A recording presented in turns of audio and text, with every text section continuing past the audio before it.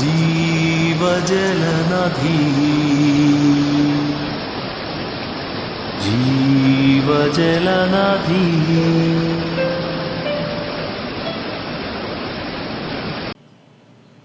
ലൂക്കോസ് 8-ാം അധ്യായം.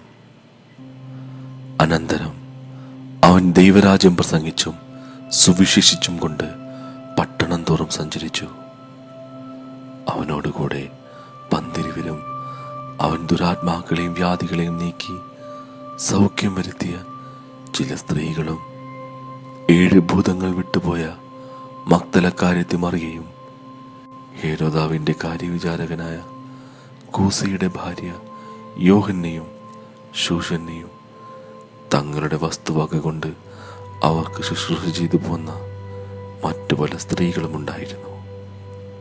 പിന്നെ വലിയൊരു പുരുഷാരവും ഓരോ പട്ടണത്തിൽ നിന്ന് അവന്റെ അടുക്കൽ വന്നവരും ഒരുമിച്ച് കൂടിയപ്പോൾ അവൻ ഉപമയായി പറഞ്ഞത്: വിതയ്ക്കുന്നവൻ വിത്ത് വിതപ്പാൻ പുറപ്പെട്ടു. വിതയ്ക്കുമ്പോൾ ചിലത് വഴിയരികി വീണിട്ട് ചവിട്ടിപ്പോകുകയും ആകാശത്തിലെ പറവജാതി അതിനെ തിന്നുകളയുകയും ചെയ്തു. മറ്റു ചിലത് പാറമേൽ വീണ മുളച്ച് നനവില്ലായികയാൽ ഉണങ്ങിപ്പോയി. മറ്റു ചിലത് മുള്ളിനിടയിൽ വീണ് മുള്ളും കൂടെ മുളച്ച് അതിനെ ഞെരുക്കിക്കളഞ്ഞു. മറ്റു ചിലത് നല്ല നിലത്ത് വീണു, മുളച്ച് 100 മേനി ഫലം കൊടുത്തു. ഇത് പറഞ്ഞിട്ട് കേൾപ്പാൻ ചെവിയുള്ളവൻ കേൾക്കട്ടെ എന്ന് വിളിച്ചു പറഞ്ഞു. അവന്റെ ശിഷ്യന്മാർ അവനോട് ഈ ഉപമ എന്ത് എന്ന് ചോദിച്ചതിന് അവൻ പറഞ്ഞത്: ദൈവരാജ്യത്തിന്റെ മർമ്മങ്ങളെ അറിയുവാൻ നിങ്ങൾക്ക് വരം ലഭിച്ചിരിക്കുന്നു.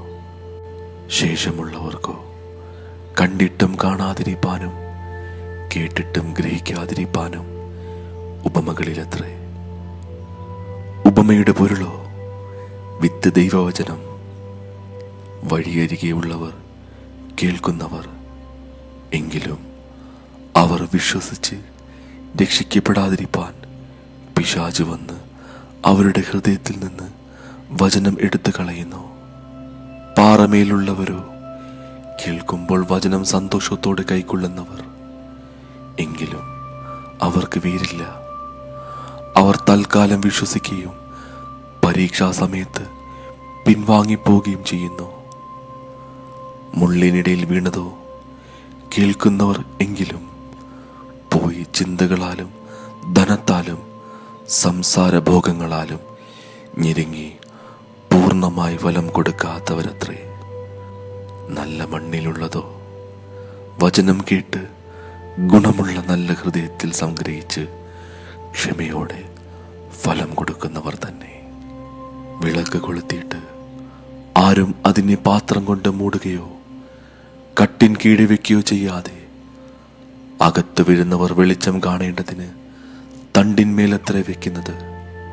വെളിപ്പെടാതെ ഗൂഢമായതൊന്നുമില്ല, പ്രസിദ്ധമായി വെളിച്ചത്ത് വരാതെ മറവായിരിക്കുന്നതും ഒന്നുമില്ല.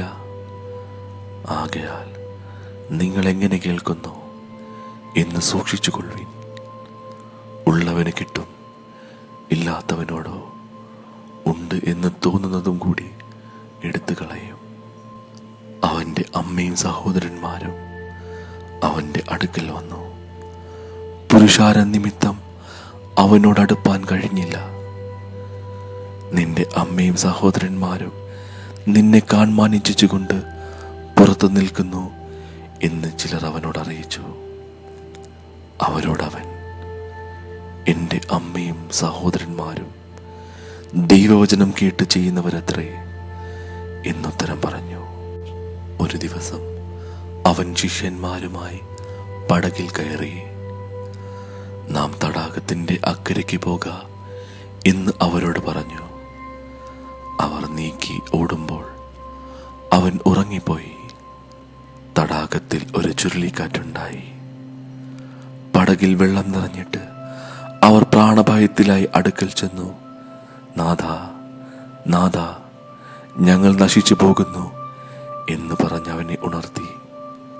അവൻ എഴുന്നേറ്റ് കാറ്റിനെയും വെള്ളത്തിന്റെ കോപത്തെയും ശാസിച്ചു. അവ അമർന്നു. ശാന്തതയുണ്ടായി. പിന്നെ അവരോട്, നിങ്ങളുടെ വിശ്വാസം എവിടെ എന്ന് പറഞ്ഞു. അവരോ ഭയപ്പെട്ട്, ഇവൻ ആർ?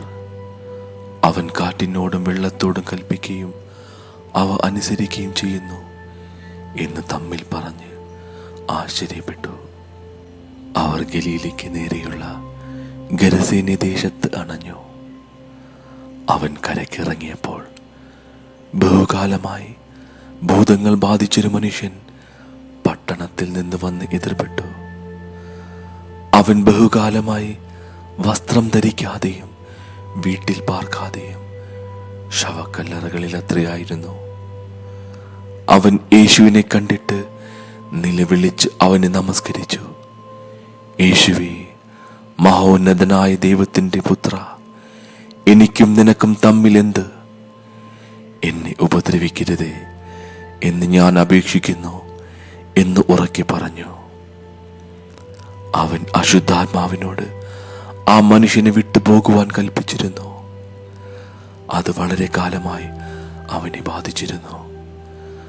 അവനെ ചെങ്ങലയും വിലങ്ങുമിട്ട് ബന്ധിച്ച് സൂക്ഷിച്ചിരുന്നിട്ടും അവൻ ബന്ധനങ്ങളെ തകർക്കുകയും ഭൂതം അവന്റെ കാടുകളിലേക്ക് ഓടിക്കുകയും ചെയ്യും. യേശു അവനോട്, നിന്റെ പേരെന്ത് എന്ന് ചോദിച്ചു. അനേകം ഭൂതങ്ങൾ അവനെ ബാധിച്ചിരുന്നത് കൊണ്ട് ലഗ്യോൻ എന്ന് അവൻ പറഞ്ഞു. പാതാളത്തിലേക്ക് പോകുവാൻ കൽപ്പിക്കരുതേ എന്ന് അവനോട് അപേക്ഷിച്ചു. അവിടെ മലയിൽ വലിയൊരു പന്നിക്കൂട്ടം മേഞ്ഞുകൊണ്ടിരുന്നു. അവയിൽ കടപ്പാൻ അനുവാദം തരണം എന്ന് അവനോട് അപേക്ഷിച്ചു. അവൻ അനുവാദം കൊടുത്തു. ഭൂതങ്ങൾ ആ മനുഷ്യനെ വിട്ട് പന്നികളിലേക്ക് കടന്നപ്പോൾ കൂട്ടം കടുംതൂക്കത്തോടെ തടാകത്തിലേക്ക് പാഞ്ഞ് വീർപ്പുമുട്ടി ചത്തു.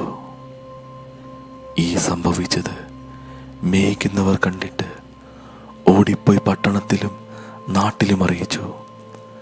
സംഭവിച്ചത് കാണുവാൻ അവർ പുറപ്പെട്ട് യേശുവിൻ്റെ അടുക്കൽ വന്നു. ഭൂതങ്ങൾ വിട്ടുപോയ മനുഷ്യൻ വസ്ത്രം ധരിച്ചും സുബോധം പൂണ്ടും യേശുവിൻ്റെ കാൽക്കലിരിക്കുന്നത് കണ്ട് ഭയപ്പെട്ടു.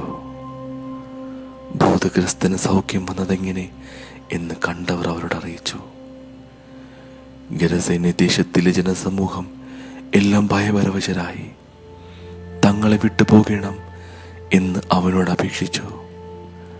അങ്ങനെ അവൻ പടക് കയറി മടങ്ങിപ്പോന്നു. ഭൂതങ്ങൾ വിട്ടുപോയ ആൾ അവനോട് കൂടെ ഇരിപ്പാൻ അനുവാദം ചോദിച്ചു. അതിന് അവൻ, നീ വീട്ടിൽ മടങ്ങിച്ചെന്ന് ദൈവം നിനക്ക് ചെയ്തതൊക്കെയും അറിയിക്ക എന്ന് പറഞ്ഞു അവനെ അയച്ചു. അവൻ പോയി യേശു തനിക്ക് ചെയ്തതൊക്കെയും പട്ടണത്തിൽ എല്ലായിടവും അറിയിച്ചു. യേശു മടങ്ങി വന്നപ്പോൾ പുരുഷാരം അവനെ സന്തോഷത്തോടെ കൈക്കൊണ്ടു. അവർ എല്ലാവരും അവനായിട്ട് കാത്തിരിക്കുകയായിരുന്നു. അപ്പോൾ പള്ളിപ്രമാണിയായ യായിറോസ് എന്ന പേരുള്ളൊരു മനുഷ്യൻ വന്ന് യേശുവിൻ്റെ കാൽക്കൽ വീണു. അവന് ഏകദേശം 12 വയസ്സുള്ള ഏകജാതയായൊരു മകളുണ്ടായിരുന്നു. അവൾ മരിപ്പാറായതുകൊണ്ട് തൻ്റെ വീട്ടിൽ വരണം എന്ന് അവനോട് അപേക്ഷിച്ചു. അവൻ പോകുമ്പോൾ പുരുഷാരം അവനെ തിക്കിക്കൊണ്ടിരുന്നു. അന്ന് 12 സംവത്സരമായി രക്തസ്രവമുള്ളവളും മുതൽ എല്ലാം വൈദ്യർക്ക് കൊടുത്തിട്ടും ആരാലും സൗഖ്യം വരുത്തുവാൻ കഴിയാത്തവളുമായൊരു സ്ത്രീ പുറകിൽ അടുത്തു ചെന്ന് അവൻ്റെ വസ്ത്രത്തിൻ്റെ തൊങ്ങൽ തൊട്ടു. ഉടനെ അവളുടെ രക്തസ്രവം നിന്നുപോയി. എന്നെ തൊട്ടത് ആർ എന്ന് യേശു ചോദിച്ചു. എല്ലാവരും ഞാനല്ല എന്ന് പറഞ്ഞപ്പോൾ, ഗുരു, പുരുഷാരം നിന്നെ തിക്കിത്തിരക്കുന്നു എന്ന് പത്രോസും കൂടെയുള്ളവരും പറഞ്ഞു. യേശുവോ, ഒരാൾ എന്നെ തൊട്ടു, എങ്കിൽ നിന്ന് ശക്തി പുറപ്പെട്ടത് ഞാൻ അറിഞ്ഞു എന്ന് പറഞ്ഞു. താൻ മറഞ്ഞിരിക്കുന്നില്ല എന്ന് സ്ത്രീ കണ്ട് വിറച്ചം കൊണ്ടുവന്ന് അവൻ്റെ മുമ്പിൽ വീണു. അവൻ അവനെ തൊട്ട സംഗതിയും തൽക്ഷണം സൗഖ്യമായതും സകല ജനവും കേൾക്കി അറിയിച്ചു. അവൻ അവളോട്, മകളെ, നിന്റെ വിശ്വാസം നിന്നെ രക്ഷിച്ചിരിക്കുന്നു, സമാധാനത്തോടെ പോക എന്ന് പറഞ്ഞു. അവൻ സംസാരിച്ചു കൊണ്ടിരിക്കുമ്പോൾ തന്നെ പള്ളിപ്രമാണിയുടെ ഒരാൾ വന്ന്, നിന്റെ മകൾ മരിച്ചുപോയി, ഗുരുവിനെ പ്രയാസപ്പെടുത്തേണ്ട എന്ന് പറഞ്ഞു. യേശു അത് കേട്ടാറെ, ഭയപ്പെടേണ്ട, വിശ്വസിക്കുക മാത്രം ചെയ്യുക, എന്നാൽ അവൾ രക്ഷപ്പെടും എന്ന് അവനോട് ഉത്തരം പറഞ്ഞു. വീട്ടിൽ എത്തിയാറെ പത്രോസ്, യോഹന്നാൻ, യാക്കോബ് എന്നവരെയും ബാലയുടെ അപ്പനെയും അമ്മയും അല്ലാതെ ആരെയും അവൻ തന്നോട് കൂടെ അകത്ത് വരുവാൻ സമ്മതിച്ചില്ല. എല്ലാവരും അവളെ ചൊല്ലി കരയുകയും മുറയിടുകയും ചെയ്യുമ്പോൾ, കരയേണ്ട, അവൾ മരിച്ചില്ല, ഉറങ്ങുന്നതത്രേ എന്ന് അവൻ പറഞ്ഞു. അവരോ അവൾ മരിച്ചുപോയി എന്ന് അറിയുകൊണ്ട് അവനെ പരിഹസിച്ചു. എന്നാൽ അവൻ അവളുടെ കൈക്ക് പിടിച്ച്, ബാലേ, എഴുന്നേൽക്ക എന്ന് അവളോട് ഉറക്കി പറഞ്ഞു.